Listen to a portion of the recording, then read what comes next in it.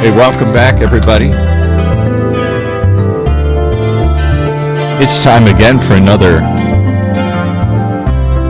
Letters to God. The one show, maybe the only show, that shows you how to connect to whatever you view the divine as. With the man who's constantly connected, never out of that connection, Dr. Trin. Welcome, sir. Hey guys, hey Paul. I like the UCI hat. You like my UCI hat? Okay, well, I wore it just for you this morning because I know that you're an old anteater. Ooh, you sound kind of like, I don't know, staticky, Paul. Staticky? Okay, how about that? Is that any better there? I had myself up loud. No, maybe your connection with God's not so strong. I don't know. Really static. I don't know. How about Elizabeth? Do I sound staticky this morning? Your guest is Elizabeth Ornelas. You sound staticky and really loud. I sound staticky and really loud. Okay, how about Maybe God wants you to talk less, so Elizabeth can talk more. I think that's what he's searching. All right, well, bring in your guest, and I'll work on my voice here. Okay. It's better now. It's better now. See that? You've been healed. I've been healed. Your voice has been healed. I learned the lesson. Well, bring in your guest, Dr. Trin. Who's joining us this morning? Oh, this is my good friend Liz. Liz Ornelas, doctorate in telehealth, nurse practitioner, goddess of the cocoon of butterflies or something like that we're going to talk about today. What? Okay. And spent a lot of time in the COVID tents. And Yes. yeah, I'll let you introduce yourself, Elizabeth, or Liz. Sure. So, hi, good morning, everyone. I am Liz Ornelas, and I'm a family nurse practitioner. And I met Dr. Trin when he invited me to go with his group on medical mission to Haiti. I think it's about 3 years ago now. Yep. That was a wonderful trip and met a whole bunch of new folks. And they invited me to come work for their company. And I changed jobs to jump over to a medical group. And that's where I was working in a urgent care for the last maybe 2.5 years or so. And during that time is when COVID happened. So that's what Dr. Trin is talking about, that I spent a lot of time in those COVID tents, the tents outside of our clinic. The COVID tents. So what are COVID tents? Places where they just put COVID patients because they have no place else to put them? Well, I was working in an urgent care. And so, the urgent care setting when you all go to urgent care is that, we have patients that are contagious and not contagious. So our inside clinic operation, changed. We had to split from basically one clinic into 3 clinics. So when COVID happened, we had to have the non-contagious patients like broken bones, lacerations, things like that. We had those patients on the inside of the clinic because they were not considered contagious to the staff or to the other patients. And then we opened up tents outside, and we had about 5 tents where I was. And those tents were to care for the COVID patients. And so they were literally vital signed and, roomed in a tent where we saw the patients, examined them, evaluated them, and took care of them outside so they didn't step foot in the clinic. And then we actually had a 3rd clinic that we really opened, which was our virtual clinic, where we also saw patients that were on telehealth. And it was something like seeing patients on a Zoom visit where they were just unable to leave the house or too sick to leave the house, or they didn't want to come in, for contagious reasons because of the stay-at-home orders. So we were really running 3 clinics in one in my urgent care. So it was, as you can imagine, a massive operation. It was crazy busy. None of us expected this, pandemic. And no. Right. And so you imagine with your same staff, your same amount of rooms and your same, supplies and hours available that, we all had to somehow run 3 clinics in one. So today's show is about letters to God here. And before we go there, I just want to take advantage and say thank you for what you're doing here, because I don't know how the medical community, all of you, has held together as well as you have, adapting on the fly. Some are outside, some are inside, some are on telemedicine. 3 clinics with 1 staff, round the clock, worn out. Here we go again. It's just, I'm waiting for it to buckle and break. Right. You're welcome from all of us, Paul. it was just something that you do, when you're a clinician, that's what you do. You take care of people that need you. You take care of sick people and injured people, and in an urgent care type of setting, you're kind of very vulnerable to whatever's happening in the community, right? When it's walk-in and when we call it that's just the access point of care. So in this particular case, with our COVID pandemic, the emergency rooms were crammed with really sick patients. Yeah. And then the population, our community knew that. So nobody wanted to go to the emergency room. So nobody could get in with their doctors. So they just thought, well, we're just going to go walk in. And so that's why just my heart goes out to everybody that worked at the urgent cares, because we were the point of entry. And it was. And you're saying because they didn't want to go see the regular doctor because they were. Well, they couldn't. They didn't have any appointments open. There were too many people sick compared to how many of us could see them, right? So how did the system hold up? And how is it going to hold up as we go through yet another wave? This thing isn't gone yet. It's coming back again. Dr. Trin, yes. How are we going to, I know we're going to talk about God in this thing here, but I just want to kind of bring it full circle because we are in an ongoing crisis that too many of us just feel, well, they've got it figured out. They've got it dialed in. And we don't think about the people on the front line anymore. We did those first few months, but I think we're so exhausted in COVID stories altogether. We're certainly exhausted to hear about how exhausted you all are. So how's it holding up, Dr. Trin? I mean, you're holding up. We are seeing breakthrough infections among patients, even among physicians who have been vaccinated.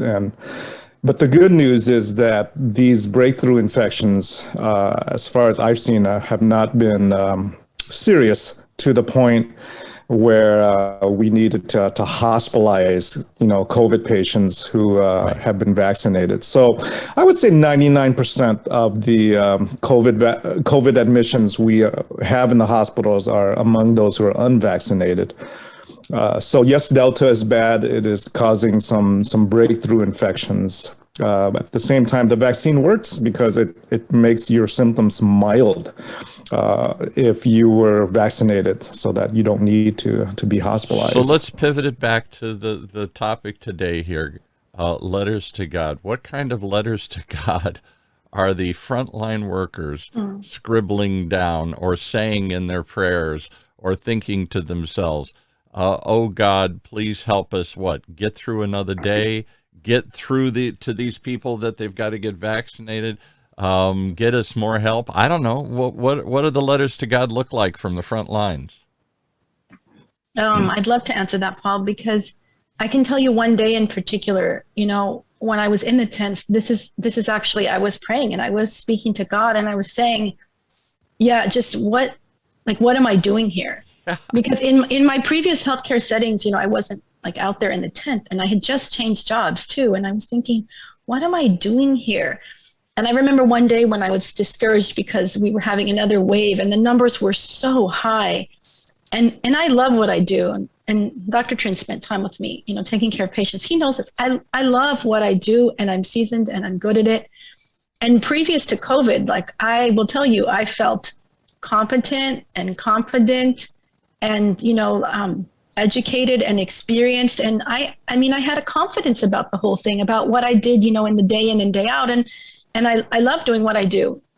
And so I don't have to feel, scared all the time. But when COVID happened, even as seasoned clinicians, we're not so confident about what was going to happen. And I felt so. And what to do and how we're going to handle all this and where we're going to put them all and how am I going to keep them getting sick and everything.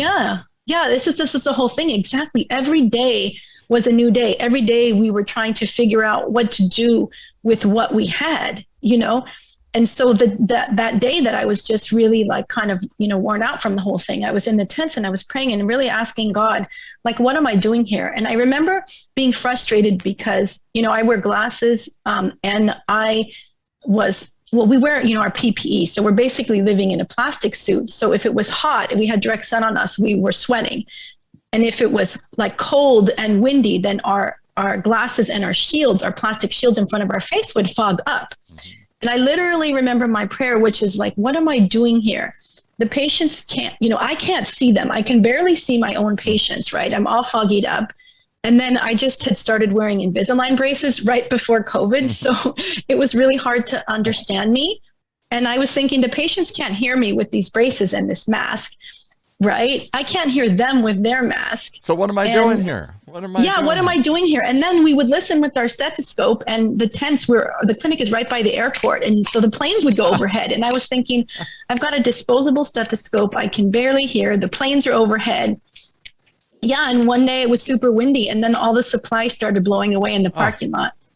And the nurses were running after the gloves and Kleenex and everything. And I just thought, what am I doing here? So why haven't we seen, before you tell me the answer, if there was an answer, why haven't we seen mass revolt? Why haven't we seen mass sick call-ins? Why haven't we seen people just say, I quit, I'm not going to do this anymore. I'm tired. I'm frustrated. This isn't working. I don't like it anymore. I don't know what we're doing. As you said, why has there not been, I expected at some point a pushback from the medical community and said, enough. Or is it just, you can't quit in the middle of a crisis? Well, it's not what you do. You take an oath to take care of people that need you.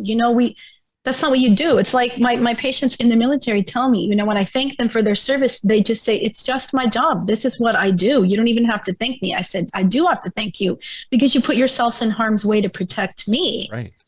And, it was honestly, it was kind of nice in the beginning because our patients were so thankful. But we live in a world where commitments are, to use an old legal term, fungible. I always like the word fungible. It just means it's like a sponge. It comes and it goes. I made a commitment to marriage. I made a commitment to my job. I made a commitment to my kids. I made a commitment to all sorts of things. But, when the going gets tough, I pack up often and go. Yeah. Yeah. Well, some people left the profession. Some people didn't want to stay. Some people changed to other jobs. Some people dropped it altogether. It's true. Yeah. And it's understandable. When the going gets tough, some people just pack up. I can't take it anymore. Talk to me about another thing. I still answered. I want to circle back to the question you asked. Why are we here? What am I doing here? Because that's the whole purpose of the show. What are we here? Why are we what am I doing here? And is anybody out there listening? But before we go there, I guess talk to me, Dr. Trin, about suicide in the medical profession. I'm always stunned and shocked when I hear people who are bright, smart, dedicated get so overwhelmed that the only way out is to end your life. There is a limit to what doctors and nurses and those who are in the medical profession can take emotionally. And when you're seeing patients gasp for air because they can't breathe on a daily basis in the tents, in the COVID tents, or in the hospital where we admit patients. And when you see them die alone, because this is the first pandemic where your family members can't visit you. Yeah. This is the first outbreak where you can't be visited by a loved one. There's a limit to what emotionally folks can take. And but why do they take that extreme? You would think they would take a break. They would quit. They would go on a leave. They would just say, it's overwhelming. I can't face it. Why take my life? Is it just because it's the overwhelming? No, when you fight in the trenches, there is no break. This is a war, right, against a virus. And so imagine being in a war, being on the front lines of World War II in the trenches, and folks are shooting at you and you're shooting back. You can't look to the guy next to you who's trying to fight against the enemy and say, I need a 15-minute break. Yeah. Right. You're just taking care of the folks next to you and the folks in front of you and the patients in front of you. And so as healthcare workers, it is a call to action. It's a duty. It's a sacred calling to just go to the front lines, to address and take care of patients. And Liz did that for many months inside the tents. Share with us your experience in the tents, Liz. On the front lines. Tell us what it's like up in the trenches there. Yeah. It's rough. It's sad. Dr. Trin was taking me back to my ICU days, because before I was a nurse practitioner, I worked in the intensive care unit for 6 years, becoming, when I was finishing school, becoming an NP. And I know what it's like to take care of patients that are gasping for a breath, and to put them on a ventilator, and to do CPR, and to crack their ribs when you and are to trying see to save them their die, life. and to see and them it is die. not easy. Yeah, not all of them make it in ICU. I mean, there are people. That's you're right. at the front line. This isn't nice, safe, clean medicine. There's a gunshot wound, and there's blood gushing out, and people are screaming. Yeah. It was. So it takes me back there, and it's really, really hard to see people suffering. And when you see people suffering day in and day out, it just takes its toll on you. For my setting in the urgent care, it was that, when the patients come in, they have what's called a chief complaint. And the chief complaint is what they're really there for, like ankle sprain or thumb laceration or chest pain, something like that. And with the COVID pandemic, that we had the great majority of the patients coming in with the chief complaint of shortness of breath. Now, shortness of breath previously used to be kind of a rare chief complaint, a rare reason to come in, because sometimes those patients would go to the emergency room, or it was a red flag symptoms. That's what I want to say. It was like chest pain or shortness of breath. You get triaged immediately. We figure out what's going on with you, take care of you, because it's something serious. But when you have the system completely overloaded, and I don't know how much percent, maybe 90% of our patients were a red flag symptom. It's kind of like it puts you on high alert. The adrenaline kicks in, and you need to be faster and smarter and on top of things to be able to help the patient. But there's not enough of you. There's not enough tents. There's not enough rooms. And there's so do people just give up and say, I quit, not just quit on the profession, not just quit on the patient, quit on themselves and say, I see no way out of this grief that I feel. There's no way out of this overwhelming feel. The only way to numb this feeling is with a gun, with something. Well, I'm sure that sometimes people do feel that way, but fortunately, you mentioned, Dr. Trin was mentioning that it's battlefield. So, yes. Since this show is letters to God, let me bring in God here. Is that, if you're a soldier for Christ, then if you're going to go to war, you're going to get shot. But what this means is that you put on the armor of God. Your armor of God is protection, which in the scriptures is Ephesians 6, is that you put on the armor of God. And you literally place prayers on yourself every day, and it is your shield of protection. And to this day, thank God, I have not been sick with COVID, despite my exposure, despite being in the tents, despite in the beginning not having, enough PPE to change it every day, right? Sometimes, we were in the tents probably like 5-hour shifts, and, you don't always sip water, and certainly you don't take a break. But we were afraid. We were putting our masks back, off and on our face, covering our mouth. And we knew that we saw a patient that had COVID, and that's about all we could do. But thank God I've been protected. So is it that faith? Is it that prayer that pushes you through for some? And how many take advantage of that? My opinion, I don't know doctors and nurses well at all. You're one of the few guys I talk to ever. My suspicion, or my bias, is that they're all people of science. They're clinicians, they're technicians, and science people, for whatever reason, are not deep religious folk. At least we think they aren't. They're thinkers. They're show me the proof. They're not suspending belief and just trusting. They're trusting in technology. I don't know. Is that an accurate statement? Can you believe in science and have faith in God, Liz? Oh, yes. Dr. Trin and I are both in several groups. We're right. We're all Christians, and we also believe in science, right? It's what we study. So you can believe in both.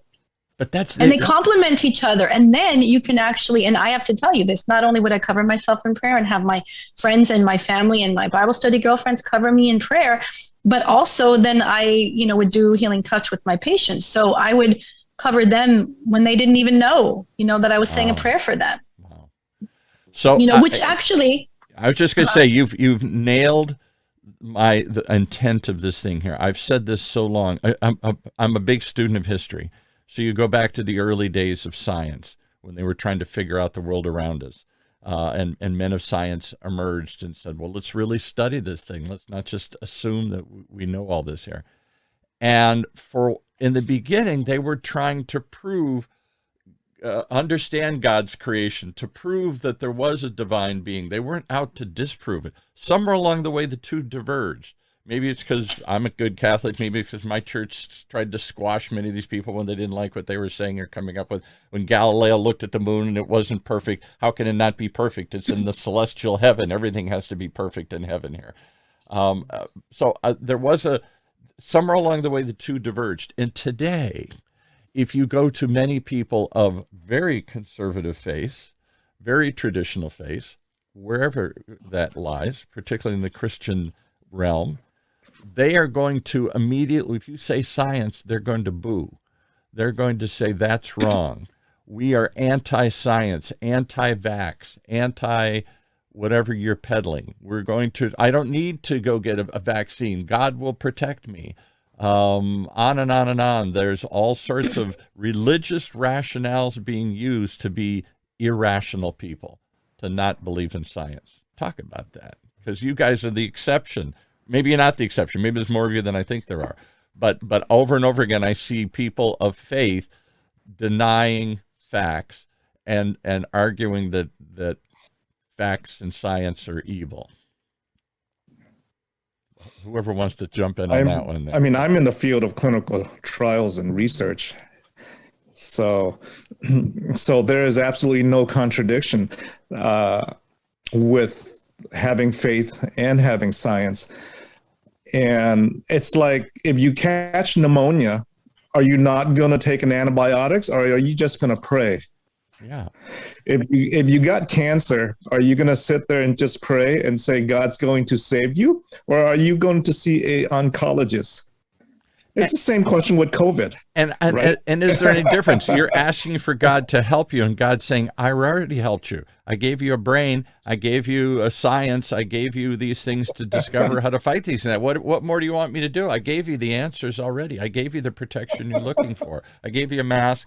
I gave you a hospital. I gave you Dr. Trin. I gave you Elizabeth. I gave, there's the answer you're looking for. Yeah, I don't know. But we want miracles, but I don't know. There's just I felt this in my own. I'll just share again my own story here. So, I'm a good Irish Catholic. I go to church. We have a wonderful young priest who's very enthusiastic to get everybody back, because I'm sure they lost a bunch of people during the pandemic who still haven't come back yet. And so he's always touting.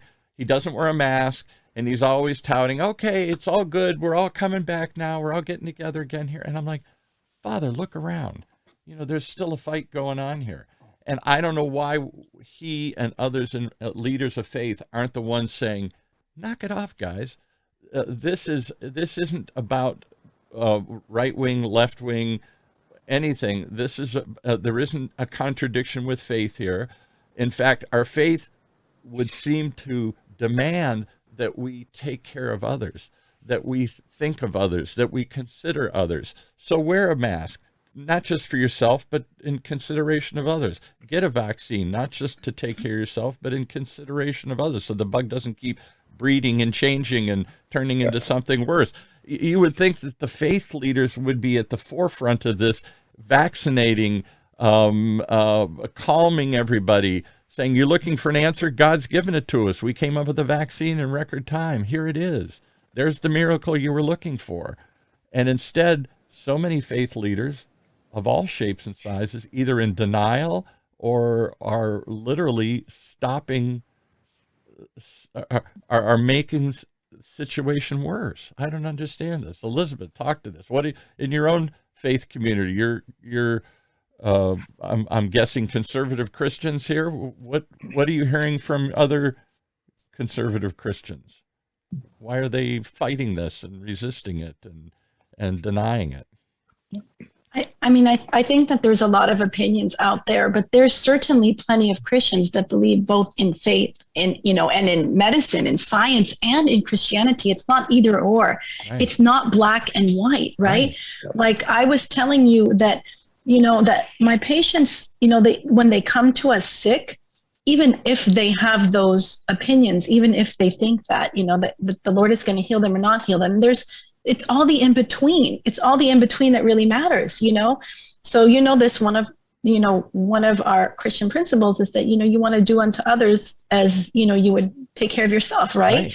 And so, I have a friend that says, when she wakes up in the morning and she says for prayer, she says, okay, Lord, what are we going to do today? What are we going to do today? So as a Christian, when you incorporate God into your life, then it's like my little nephew says, so you think you have magic powers? And I say, yeah, kind of. That, I incorporate, the Lord. I implore him, to help me, to stay with me, to be with me, because he says that we're never alone.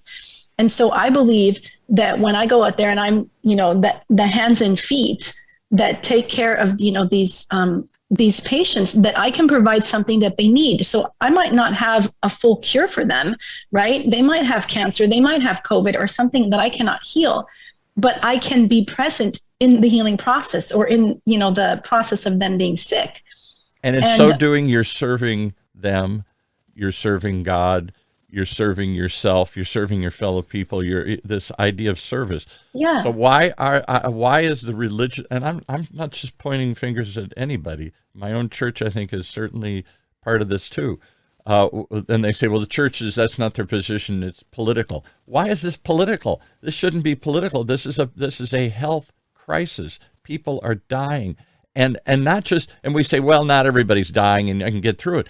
You guys are dying. You guys are dying of over stress and over strain and buckling. And if for nobody else than you guys, let's give it a rest. Let's kill this thing. Let's get rid of the bug once and for all. Let's stop its spread. Why is this turned into an issue that churches? Why aren't churches leading on this? I don't know. Why isn't every church got a vaccination program? Why isn't every church from the pulpit telling people, whatever you think about this, whatever your personal choice, do it for somebody else. Do it for those you love. Do it for the frontline workers. Do it for your family. Do it for your community. Take steps to protect yourself so that you can protect everybody.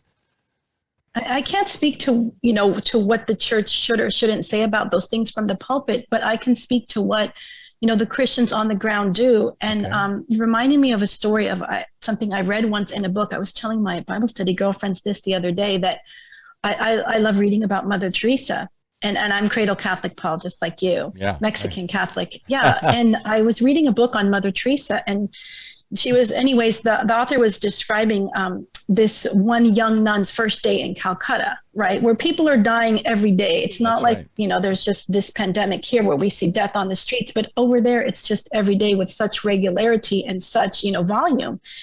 And it was that young novice nun's first day on the job, so to speak. And in the sisters, I think it's the Sisters of Charity there in Calcutta. Mm-hmm. And, Mother Superior told this nun, go out there and do your job. So she went out there, and it was, it's a devastating scene where there's just people dying in the street. And they can't help any of them. They're not there to help them. They're just there to give them some comfort in the final moment. This is exactly what I'm talking about. This is answering your question, Paul. So this young nun went out there in the alley, and she picked up basically a man who was dying. She picked him up. She brought him to a room that they had there in the convent, and she spent the entire day cleaning his body. She picked out like lice from his hair. She took out like roaches from his ears, and she took out flies from his nose, and she cleaned his wounds, and, she gave him a bath, and she trimmed his beard, and she, cut his hair, and she combed his hair, and she, cleaned him with soap and water, and she prayed over him. And at the end of the day, that man died. And she spent all day doing that. And so when, the Mother Superior came back to ask her, what did you do today? How was your first day? Her answer simply was, I took care of the body of Christ. And Wow. I love Literally. that story because that's what Dr. Trin and I do. We go up there and we just take care of the body of Christ, person by person by person. You cannot fix all the problems. I can't speak to what the priest should or shouldn't say at the pulpit. I can only speak to what I can do, to care for my, brothers and sisters. And it doesn't matter, what faith they are. That's just what we do as Christians anyway. That's right. Well, I'm surprised that so many Christians have become the forefront of anti-science and anti-helping this go away for whatever reason. And I don't know why. Instead, you would think they would be the first ones on the front line saying, I don't care who you are, what you believe, what you did. We're here to help you in any way, shape, or can, because we're here to help the body of Christ. It's a beautiful image. Everybody's the body of Christ. Liz, tell us about your cocoon experience. Yeah. And what exactly does that mean when you were in the tents this past year? Well, I was about 1.5 years in the tents, and I was just giving this talk in my prayer group, and Dr. Trin is in that. He created that prayer group, actually. During COVID, actually, that's what he did. He created a prayer group of a whole bunch of medical missionary friends and other friends. So that's what we do, Paul. We support each other and we pray. And I was just giving a talk. I got to stop you for 1 second, though. Sure. What do you pray for? That was my first question, and what are you praying? Because your answer is, why am I here? And we're going to get to that last. But what do you pray for to support, just to get us through this, to help us, or to help end it, or to help wake people up? What do you pray for? Everything. I mean, in a prayer group, there's, how many of us are on that call? Maybe like 7 of us every week or so? Yeah, small group. It ranges between 6 to 10.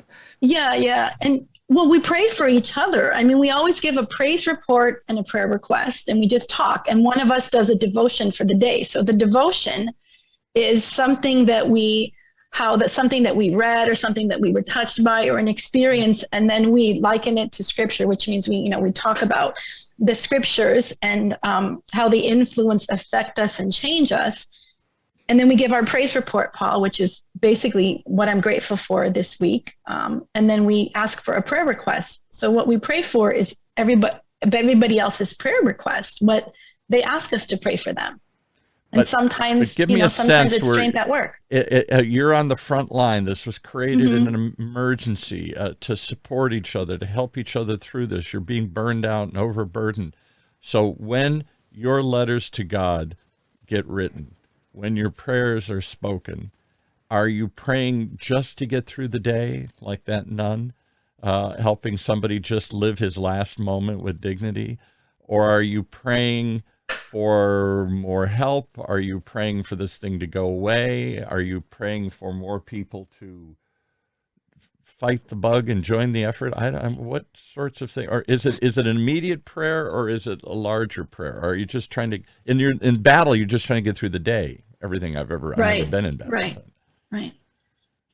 It varies. I mean, when I was in the tents, a lot of my prayers, and the same thing, Dr. Trin, works in the hospital, and he works in the emergency room and admits patients in the hospital. So our prayers are often prayers of protection, because even though, of course, we wear our mask and we do all of those right things to protect us from the bug, we know that our prayers, come from the Most High. And we ask for those prayers of protection for everyone, and then we give God, glory and praise and thank him for that, because we believe that.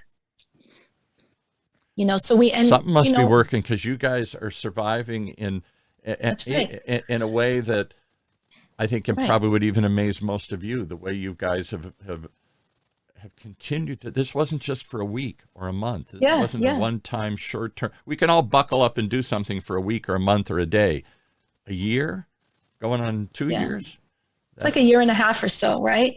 But it's every day. So you have to stay in a place of gratitude and thanksgiving, because staying in a place of gratitude and thanksgiving, it orders your thoughts. So let me give you an example. Okay, now we're getting practical. This is what I'm looking for here. Okay. Okay, so let me give you, I love to tell stories. My siblings will tell you I tell too many stories. Never. So here's an example of Here's an example of being out in the tents.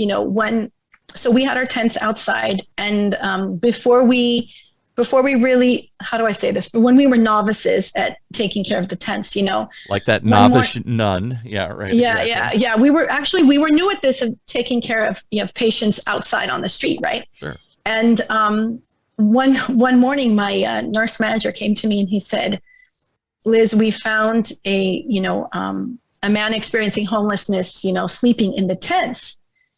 And I said, What are you talking about? And it was like Saturday morning, and they found him asleep in the tents. And I was so alarmed, Paul, because I said, "Oh no, oh no, oh no." And you know what I was thinking? I was so worried about that gentleman. And the reason I was worried about him is because those tents are where we saw the patients with known COVID, where they're coughing, and the droplets, the COVID virus and the droplets were there. Okay. So I imagine they're all over the ground, which is why we wore plastic booties, right? Or paper booties. But, and the chair and everything, even though the nurses wipe it down, you can't like mop outside on the concrete. No. And he was sleeping with his face down on the floor, no, pillow or anything. And I was so upset. And I remember telling my nurse, oh no, he's going to get sick. He's going to get sick for sure. And I told my sister this, and my sister is a social worker who, did a lot of work taking care of, the homeless population in LA. Mm-hmm. And she said to me, "Lizzie, what are you talking about? Why are you worried about that situation?" I said, "Because I'm worried that the man's going to get sick." She said, "COVID is not a crisis to the person's experiencing homelessness like it's a crisis to you." And I said, what are you talking about? I don't understand you." And she said, "Think about it. Go home, stay at home orders. They don't have a home." Yikes. She said, "Wash your hands with soap and water. What if you don't have soap and water, right? Mm-hmm. Use the extra bedroom and a different bathroom and use different towels. But if you don't have those luxuries, like what's a crisis to you and me is not going to be a crisis to everyone." They live in a state of crisis. And so there's some people that live in a state of crisis. And so for me, I was worried really about the wrong things, right? This gentleman, I'm sure, wasn't worried about a virus. He was worried about shelter. We had heaters outside. So now there was light, there was heat, and there was shelter. And that's what he needed. And then she said to me something which I wasn't even thinking about, which is, think about it. Even if he got sick and he was in a hospital, then he would have shelter, room, board, clothing, climate control, food. Yeah. Honest to God. Wow. Well, that puts it in perspective. All right. So I want to know how you heard did you hear an answer? You woke up many days and said, "Why am I here? I don't know what I'm doing anymore. I can't handle this. I don't know where we're going. I don't see an end to it." Despair is the opposite of hope. Hope is what we need to get through the day. When you're hopeless, that's when you say, "I'm going to end it all. I'm going to quit. I'm going to drink. I'm going to die. I'm going to do something. I have no hope." When you take away hope from people, that's a devastating thing.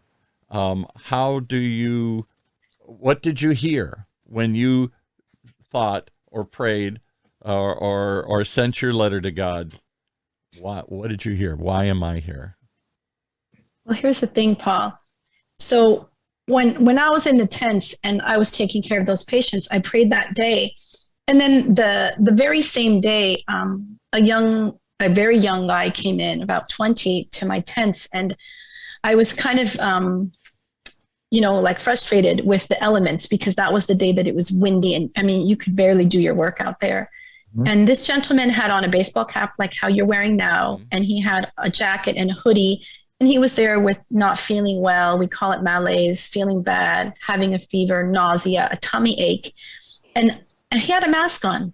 All I could see was this guy's eyes. And my nurse said, hurry up, we're really behind, go see him. He's young and healthy. He should be fast. Well, I looked at him and immediately all I could see was his eyes, Paul, but his eyes were yellow. Ooh. And I said, yes, all I could see was his eyes. I couldn't even see his skin. It was so windy. He was all bundled up. And so I started asking him questions, related to his liver, like, is your skin yellow? Are you sick? Are you nauseated? Tummy ache? What's going on? And was really worried that he had hepatitis, an inflammation of the liver. Sent him to the emergency department, and the emergency room physician is saying, how did anyone catch this? These atypical symptoms of COVID in this 20-year-old. And he was very sick and got admitted for a hepatitis, and he did end up having COVID that caused some, inflammatory changes in his liver. But there I was complaining to the Lord, I'm worthless. I can't see, I can't hear, I can't talk. I have this awful stethoscope. There's planes and wind, and what am I even doing here? And we always have this joke in Christianity. We say, like, God is on a need-to-know basis. He'll just show you the tiniest thing, and then you need to figure it out. And all I saw was this guy's eyes, but I saved his life. Wow. So, Wow. And there was your answer. That's why you were there. That's why I was there that day. That was just that day. Right? On a need-to-know basis. Yeah. What about that, Dr. Trinh? Do you get frustrated that God doesn't share more? He's on a need to know. He looks at you and says, it's on a need to know basis, and you don't need to know everything right now. Yeah, you don't see the entire roadmap of your life. And that's where faith comes in, because you just see maybe the next step in front of you, rather than the roadmap. And he weaves in his eternal plan, right? His purpose for each one of us. So he's got a purpose for you, Pa, a purpose for Liz, a purpose for myself, and for others listening here. We are. And so what's the purpose to the non-believers who are listening saying, oh, come on, that sounds too Pollyannish. That sounds too happy. What's the purpose of COVID? Yeah. What's the purpose of COVID? What's the purpose of, I've never understood that. I always say when I get to heaven, if there is a heaven and there is a God, he's got some splaining to do, as Ricky Ricardo used to say. Why does evil exist? Yeah. Right. And how did why did we have to go through a pandemic? Well, give me the theory on that one here. What were you thinking? Yeah. Why does evil exist? And oftentimes the answer is, I don't know. Yeah. I think it's always the answer. Oftentimes the answer is, I don't know. Well, somehow you got to keep going, though, because what's the alternative? The alternative is to quit, to die, to stop, to let people die around you because you can't handle it anymore here. I applaud you guys for going on. I wonder how long you can go on. If people are saying this is the new normal, get used to it. We're going to have COVID around for years to come. It's like the seasonal flu. It'll come back every year in some version or another, some bad, some good. And this is just the way it's going to be for a long time, maybe forever, until this bug on its own morphs into something and morphs itself out of existence. Yeah. And we live through the seasonal flu every year, Paul. I remember when H1N1, the swine flu came out. Remember that, guys? Yeah.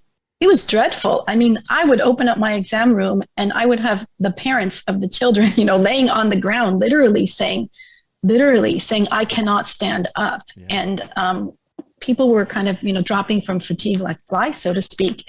In the waiting room, they were just laying on the ground because they were so weak and so sick. And so we've been through kind of mini versions of this before, and never did any of us expect that it would be, this severe, right? Although it was predicted, kind of like, the earthquakes, like you don't know exactly when it's going to happen, right? But you can just try to be as prepared as you can, right?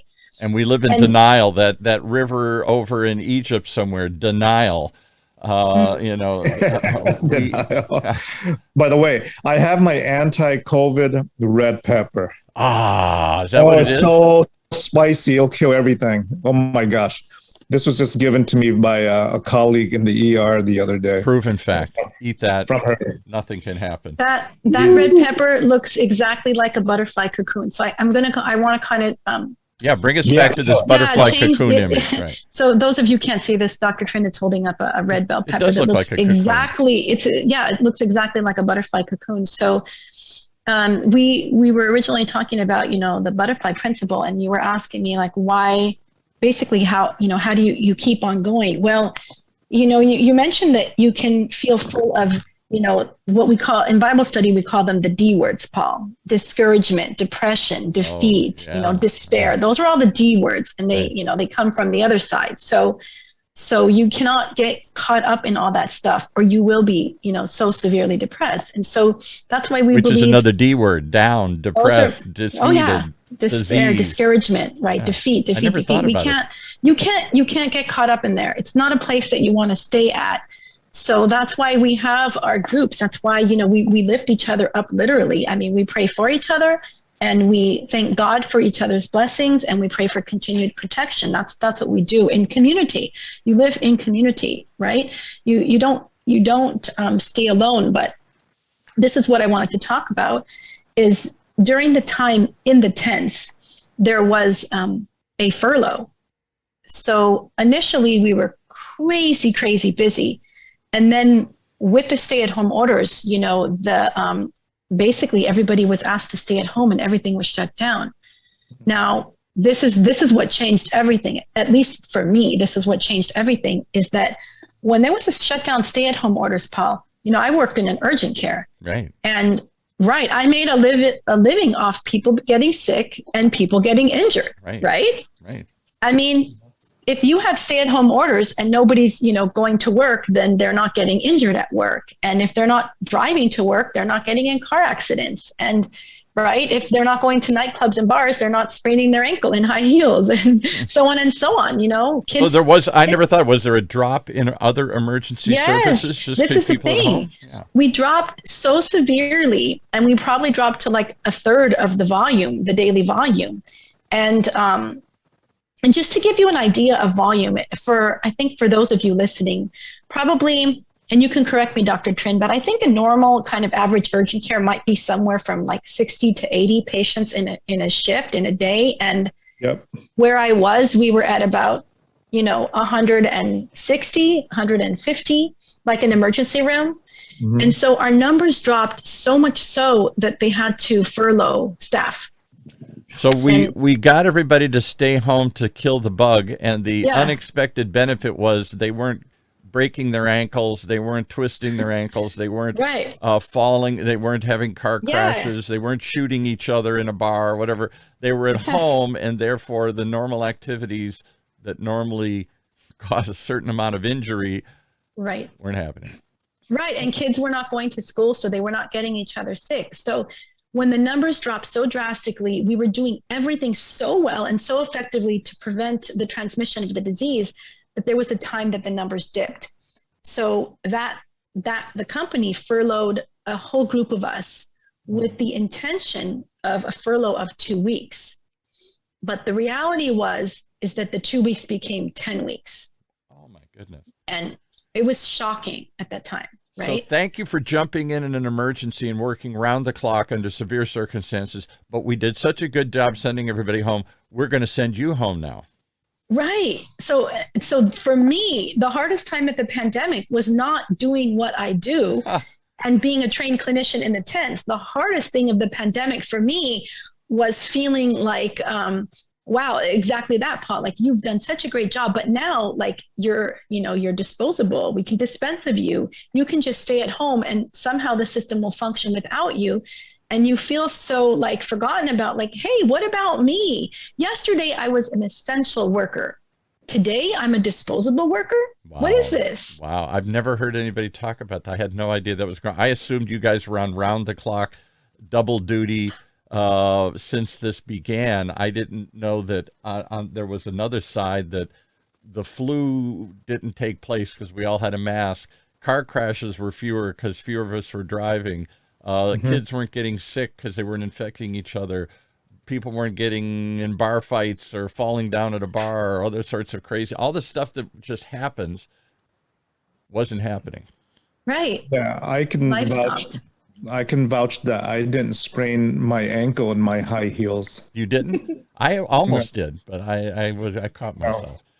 So no. All right. So again, let's bring it back to letters to God here. If you were writing a letter to God right now, would it be about yourself?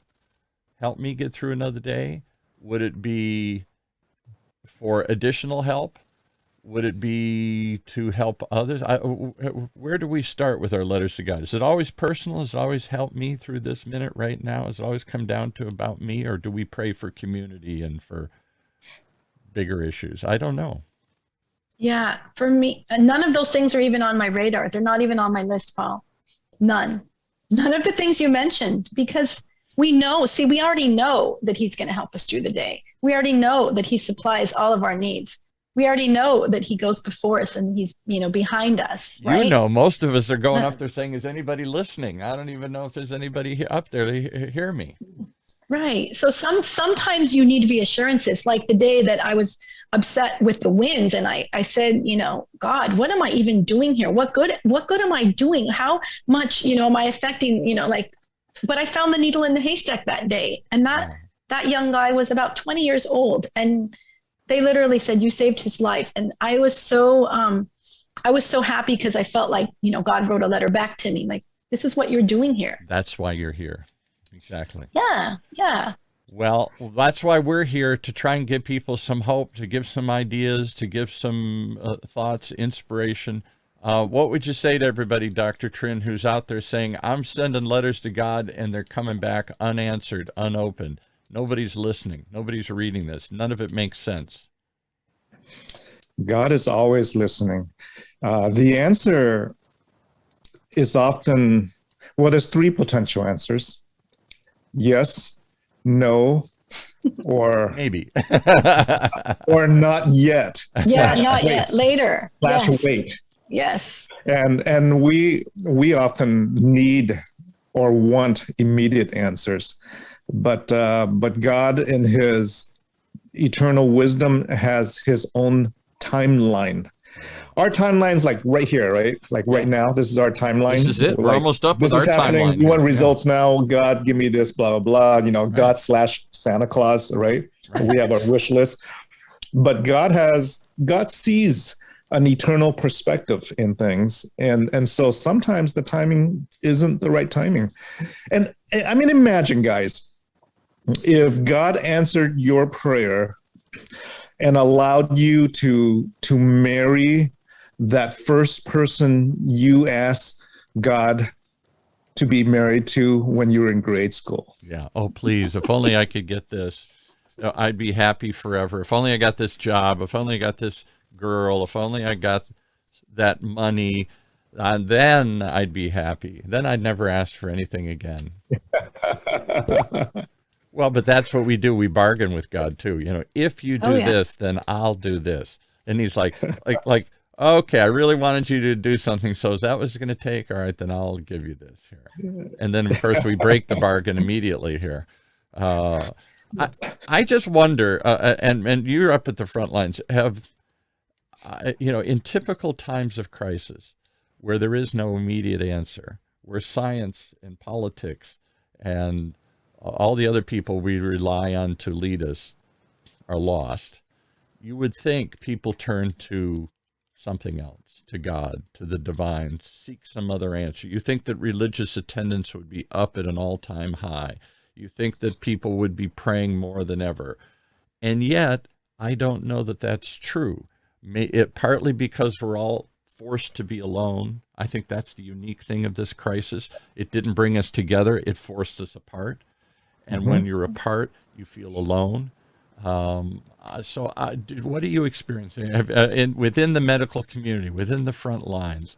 What's it like in the trenches? Are more people reaching out for prayer for God? Are more people sending letters to God?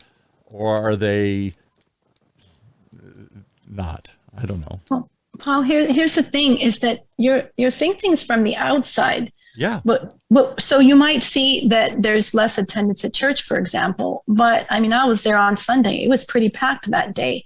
But what you see on the outside is not necessarily representative of what's happening on the inside. Yes. And so, for example, once I heard a preacher say, I always wondered why God did not make a pregnant woman's belly transparent, like a balloon, so you could see the miracle that is being knit on the inside. Yeah, right.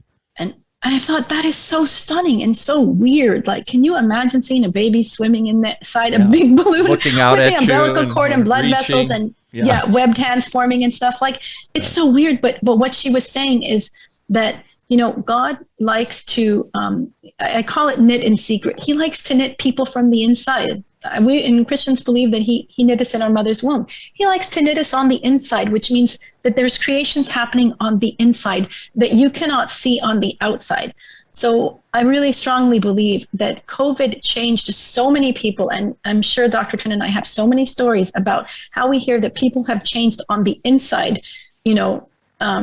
independent of what you see on the outside, that their attitudes, that's their attitudes, their relationships, right? What they think of themselves. I hope so, because too many of us, maybe I'm just watching too much of the news, and just what I experience. I don't see a growth in community, in love one another, in help one another. In your world, maybe, but in the general world, I hear people angry that you got a mask on. I told the story. My poor wife went down to Laguna Niguel, and some young man came up to her and accosted her and said, "We don't wear masks down here. Take that stupid thing off."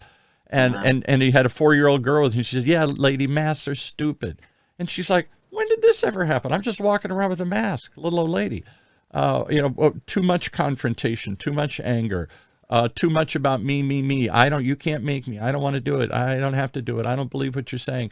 On and on and on. I don't hear enough about us. I don't hear enough about, putting your own needs aside as you guys do and serving others. I don't hear that discussion a lot in the daily discourse here.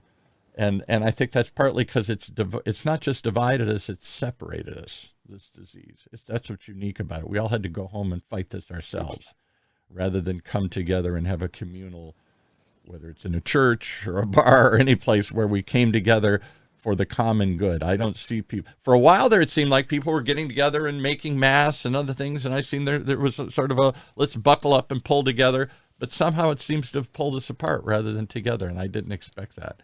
After 9/11, we pulled together, left, right, or center. We all said, let's put aside our differences for the common good here. That's typically what happens in emergencies. I don't know that that's happening now. I hope it is. I hope there's something I'm not seeing, because my fear is that it's pulled us apart. What do you guys think? Am I just being an old negative, crabby guy, or is there more knitting going on that I'm not seeing here? What's interesting is I didn't watch it, but I heard that President Trump came on TV yesterday and advocated for mask wearing, or no, vaccination. Vaccination. Yeah. And he was booed by his own crowd. What he started with, I read that this morning. He started off by saying, "Hey, I take credit. I got the vaccine through in record time," and maybe he should take credit for that because it did get through in record time. But he also then, and the gist of the story is, when that didn't work out well for him, he started taking the opposite tack. Well, this isn't that big of a deal, and it's overblown and whatever. And now he's created this monster that came back and bit him. His own followers booed him and said, "Well, you just told us don't take the vaccine, and now you're saying take it." Yeah, there is be careful what you wish for here. I don't know. I really fear this didn't pan out the way I thought it would. Typically, pandemics, like any crisis, like a war, like an attack, Pearl Harbor, 9/11, World War II, we come together as a people, as a tribe. We put aside our differences and we reach out and help one another. And we sacrifice. I don't want to do this, but I'll do it for the greater good. I don't see a lot of sacrifice. In your world, yes. In the general world, I don't see a lot of sacrifice. I see a lot of selfishness. I'm going to do for me and only going to listen to me and only going to do for me. It's me. I don't know. That's my feeling. I can't give you a fact on that. That's the way it feels. What do you feel? Do you feel hopeful out of this? Do you feel, give me some other side. We won't end on a negative note. Do you feel in your world there is more people cooperating, more communities coming together? I don't know. Give me the hopeful sign here. Give us hope, Liz. You are our only hope. You're our only hope. You're very hopeful. I can tell you're very hopeful, and you're staying very positive through a very negative time. Am I just overreacting to the news, or do you see an upswelling of support and people coming together and volunteering and picking up and helping kindness and reaching out to each other? Is there more of this than I see or gets reported? I mean, I think so. But see, here's the thing. So, Paul, once I heard a speaker say that your brain has the most expensive real estate in your body, right? And your brain has the most expensive real estate in your body. So, it's you can only fit so much in there, like a puzzle piece, right? And so I do not allow so much of that negativity to come into my mind, because number one, I say, like, to those thoughts, you don't have any room here. You're not welcome, and you're not welcome here too, right? Those negative thoughts, they also come from the other side. I don't have room. So I surround myself with like-mindedness, my groups of my friends that, that are positive, that are Christian, that, do unto others as you would want to be treated yourself, right? Then you have to, it depends what you surround yourself around. If you surround yourself around too much media and too much negativity, then I think you're going to give it real estate in your mind. And I just won't do that. Well, this is an attempt to create positive social media, to create a positive community. I love it. To not give in to the negative and the doubts and the fear, and to find hope in a situation that so many of us feel childlike and hopeless. And I don't know where to go, and what am I doing here? And is anybody listening? And what's the point of all this? That's why I think there is a need for spaces like this, spaces and places where people can honestly share fears, doubts, uncertainties, and then say, I don't know, that's why faith exists. You go on in the absence of any information. I choose to believe. But if you're cradle Catholic like me, Paul, then you know that famous expression, right? For those who have faith, no explanation is necessary. Yes, right. And for those who do not have faith, no explanation is possible. Ooh, I've heard that before. Wow. That's a big one. That's a big one. That's deep. Well, we're trying to find some way to open the door for faith among those who are faithless. And you don't have to follow my faith. Find a faith. Find a positive thing, because we are in desperate need, I think, this is me, of some positivity in a world of negativity. And I'm part of it, because I'm very negative these days about so many things. I look around and I see nothing but, my wife says, turn it off. You're so negative all the time. Well, because I'm filled with negative feedback, whether it's people confronting you in the street, or I turn on the news and riots and anger and booing, and I don't hear, I'm waiting for that upswell of people to say, enough already. Let's pull together. Let's finish this thing. Let's get the job done. Let's help each other. Some of that has happened. I want to see more. And I hope this space is a place where we can bring people together and give them some hope. Give us some hope, Dr. Trin. Take us out. Well, we're going to bring Liz back because she has a lot more to share. I want to hear a lot more about the tents and the cocoons and the butterflies. So we're definitely going to bring her back because, every time I talk to Liz, I have I have an extra dose of hope every time I talk to her. So we're going to have to bring I want to back, hear more Liz. stories, because I will not forget that one. In the midst of screaming at God and saying, I give up. What's the point? I can't hear. I can't listen. I can't function. Why are we even doing this? This is stupid. I'm not getting anything done. And then a little man walks in, and over his mask, you see his eyes, and you go, oh, this guy looks really sick. And using the expertise and talent and training that you had, your God-given skills, your God-given abilities here, and he went, okay, I get it. That's why I'm here, even if it's just to save one. All right. And that's why I'm here, Paul. That's why we're here. Christians believe we're here, right? We want to use our time and talent and treasure to serve God. And that's just what I did that day, right? To serve the body, the overall body, whether it's one body or the whole body, it's serving the body of man, the body of God here. All right. Well, thank you for coming together and being a body with us today here. You guys are the only positive light in my life here. I see so much. Maybe because I'm in the news, I'm in the media. If it bleeds, it leads. We love to hear negative stories. Everybody stops to watch a car crash, on and on and on. We're overloaded day and night, social media screaming at us, filling us with negativity. We need a little positivity and a little hope. You guys bring that to us. So I hope people will come back and join us every week as we do more of these letters to God here on Orange County's only community radio station, octalkradio.net.